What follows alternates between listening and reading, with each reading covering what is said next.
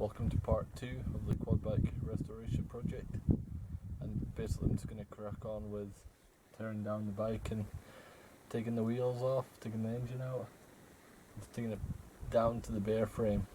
So we'll get cracking.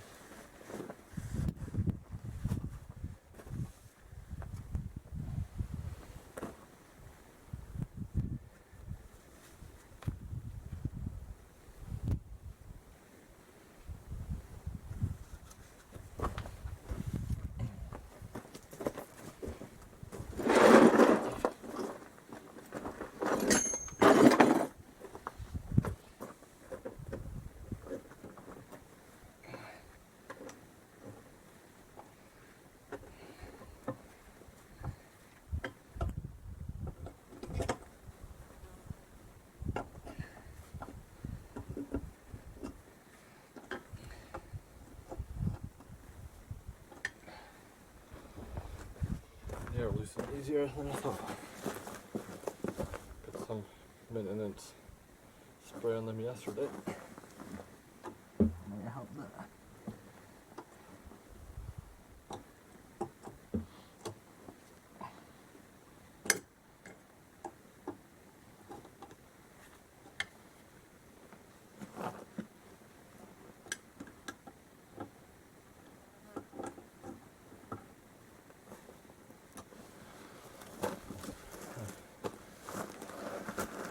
I think putting penetration fluid on yesterday has definitely worked.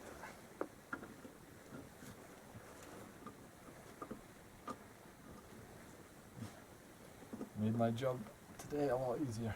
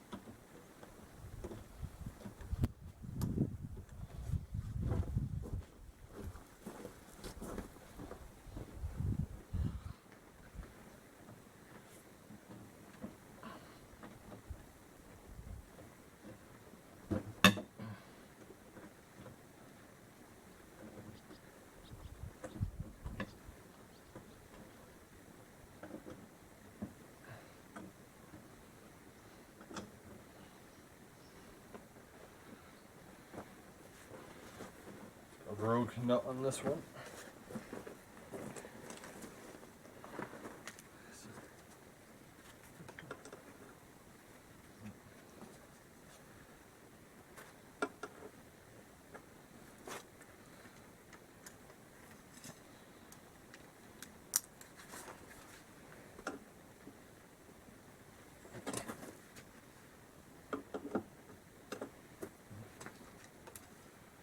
Smaller than that.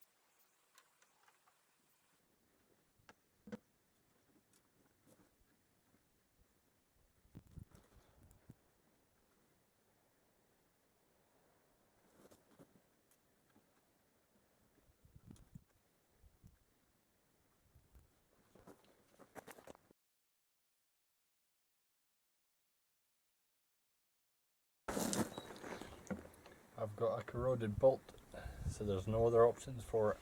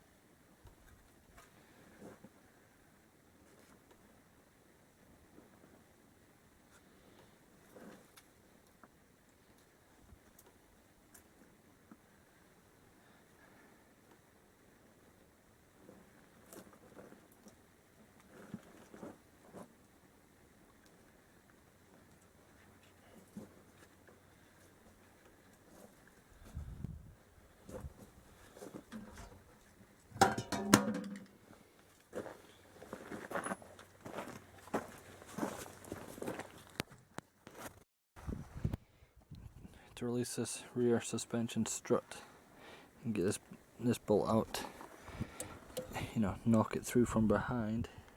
You might not be able to see that. I'm going to have to unbolt this battery box out of its way, so a bit of penetrating fluid on those bolts, top and bottom, and we'll get at it.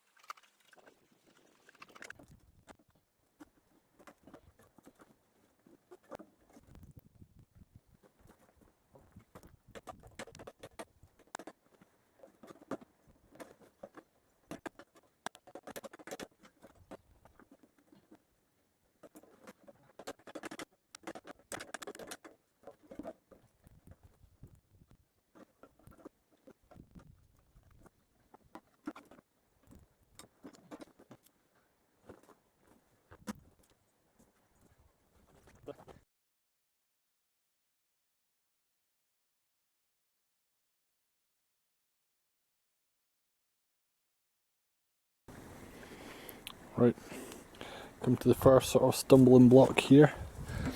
So obviously the battery box, so I've got that freed off, got that loose, but I found this lip here which is coming out, you know, at 45-degree angle to what it is now. It was clashing with this part of the frame. So I thought, I'll Bluetooth it, bend it, and I could bend it back once I put it back in place. But then there's the other bracket which was holding what I think is the sort of ECU box. Is now clashing when it's in the way. So to get around that, I'm gonna have to take this air filter duct slash box off. Yeah, so it needs to happen anyway, so get at it, get it off. I'll give you an update in a second. Right, that's the air filter housing removed, which means we can hopefully eventually remove this battery box. So like I said, I don't even know why that lip was sticking out, so I'll leave it as it is for now. I might need to bend it back. So we're fairly taking this quad bike down to its shell.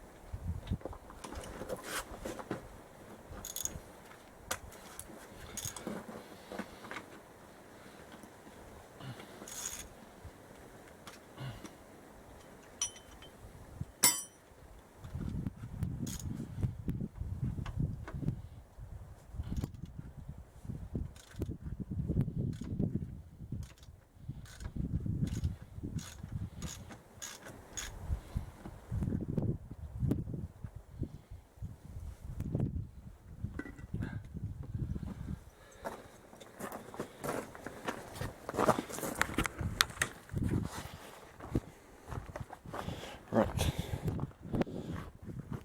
More for my memory than anything else. I'm just loosening off this bolt here. This looks like something that belongs to something that may have sheared off. Potentially the other sort of boot basket. And this is held on with this bolt that releases this part connecting to the rear axle. So again, more from my memory than anything else, I'll capture that.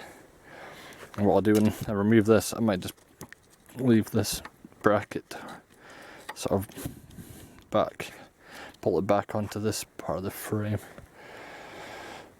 till I figure out what it's actually for.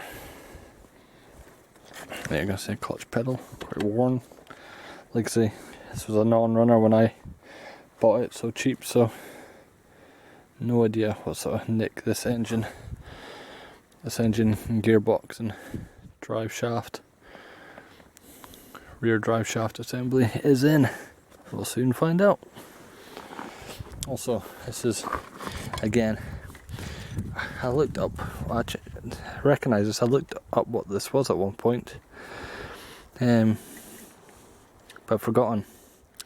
So maybe if any of the viewers watching knows what this is for, just drop it in the comments. Failing that, I should be able to look it up again. Something, I don't know if this is maybe like the ECU section, but before I was thinking this was a sort of engine management unit box. I could say I'm learning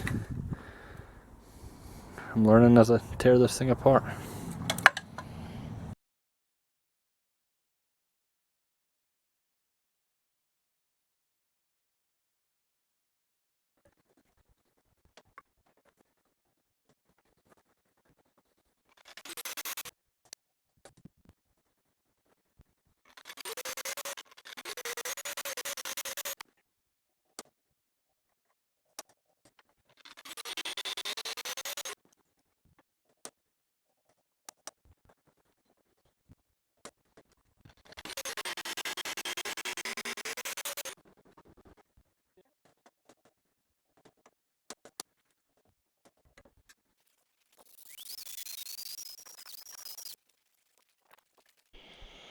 So that was eventful. I've had to switch over to the GoPro due to my other camera running out of memory. But this was not easy to get out. I've had to butcher it a little bit. So I whacked the bracket, so the bracket is all bent. And I made a bit of a boo-boo. This section here looks like the structural part of the bike. I've taken a nick out of it with a grinder, trying to cut that bolt free. So I'm going to have to repair this. Sorry, I'm out of breath. That's quite hard work and I'm unfit. But I'm going to have to repair this, weld it up and try and make it stronger than it is at the moment. So we'll keep at it, keep going.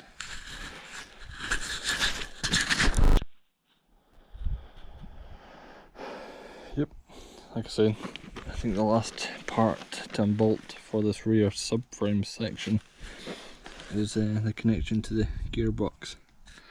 But I just noticed there a few sort of hoses that followed through, and then this one connected into the gearbox sort of found its way through and it was dangling down there. Again, no idea what this does, what it's for. Just knows it's a sort of hose tube that goes into the gearbox. Maybe something to do with the gearbox oil, lubrication fluid. And then hopefully I'm going to be separating the rear subframe from the main chassis. I notice there's this well, whatever this is right here. Again, I'm going to follow its differential, so it's something that's connected to this differential right here. So this must lock and unlock the differential. So obviously that's what that's for. So maybe, does that mean this has 4-wheel drive and 2-wheel drive? This quad bike? I assume if you can lock and unlock the differential, it kind of does. So there's a couple bolts holding that on. I might just free them off if I can get to them. And obviously put a pan underneath this connection point here and see if there's any fluid in the gearbox which will leak out, and hopefully take this rear section, this sort of rear drive assembly away. What else have I noticed? Brake hose connections here, connected to the main chassis via this point here. So that is going to have to be connected on both sides by the looks of it. Not as easy as I thought it was going to be, but we'll get cracking.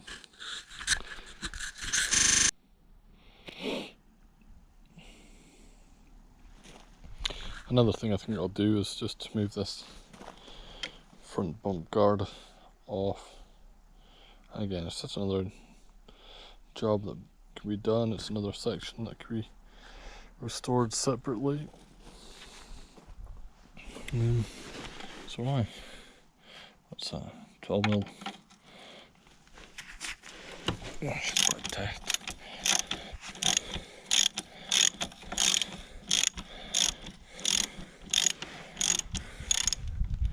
So I'll look at the other three loosened off, completely removed, and show you what it looks like with this front bump guard off. Well, that's that bump guard off. Had to cut one bolt off again. Just led to butchering a bit of this. Again, I'll get it repaired, so it'll be nice and safe to use when it's refitted. So aye, starting to look like a real project now.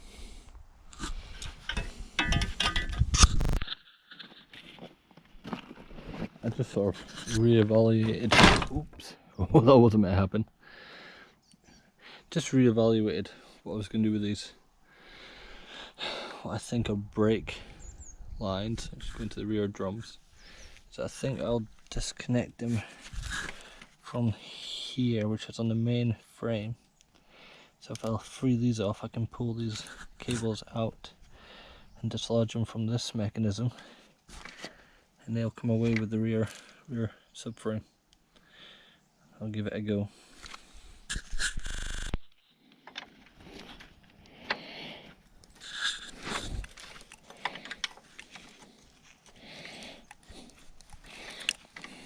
Probably gonna have to let go of the camera because I should really be holding both nuts so don't damage anything. I'll be back in a second.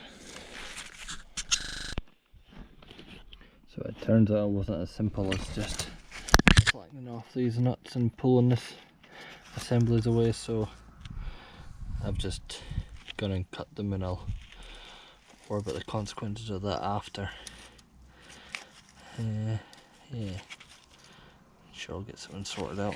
So in theory that means I can just loosen this off and I can just pull that cable out, disconnecting me from the front chassis to the rear subframe. So I'm basically just going to do the same again over this side, and then tackle this differential cable, undo those bolts. That should be me to just connect the rear end. Back to it. So it's just trying to, well, first of all attempt to loosen off that brackets, that bolts bit. My socket heads are too big to fit in that gap. So I then proceeded to go into freeing off this nut that's attached to this threaded bar on the wire, and it's snapped, broken me, so something else to fix, replace. Again, a lot of these systems and mechanical sections and wiring, it's all going to have to be replaced anyway, so you know, if it stayed together it would have been easier, cheaper, but it's just not how it goes. So we'll keep at it. The brake cable on the left hand side seems to be not wanting to come out. So this is mechanically linked to the rear subframe as well, so unfortunately I'm going to just cut that and maybe just replace it with something new altogether. So there we have it. That's the rear subframe, rear drive assembly removed from the main chassis.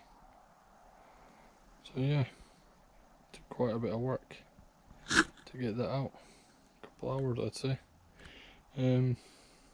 My main concern is having to cut these brake lines. The brake cables themselves I'm not too worried about it, but it's more the sort of brake cable loom. Well, they're not looms, but I don't know what you call these. It's a housing for the brake cables. I don't know if they can be replaced. You know, you've got this sort of collar that's sort of nipped around here, and you know you can't remove this, or can you? So yep, obviously I'll open up the hub assembly and take a look at the brakes. They'll probably be replaced. Rear shocks look like they've been done. I've damaged them a little bit, so yeah, I'll replace them anyway. I'll probably strengthen up all the brackets that hold them in place as well. Again, maybe just a general service on the differential. Just open it up, make sure there's not heaps of bits in there that shouldn't be. Just make sure it's all intact. And, you know, if that's all going well, I've seen you can buy these complete assemblies off of eBay in the region of £250. I like to try and sort of rebuild this myself, but if it's a total dud, I might have to bite the bullet and get a complete rear assembly. But we'll worry about that when the time comes. But I think for now I'll conclude the video. I'll leave this outside. I'll put axle stands, I'll put the tires up against it, try and make sure it's safe, and cover up any sort of exposed parts that should be covered up, and yeah, hopefully get back to it later on this week. Right, join me for part 3 of the Kawasaki quad bike renovation project. Restoration, I should say. Right, see you later. Bye bye.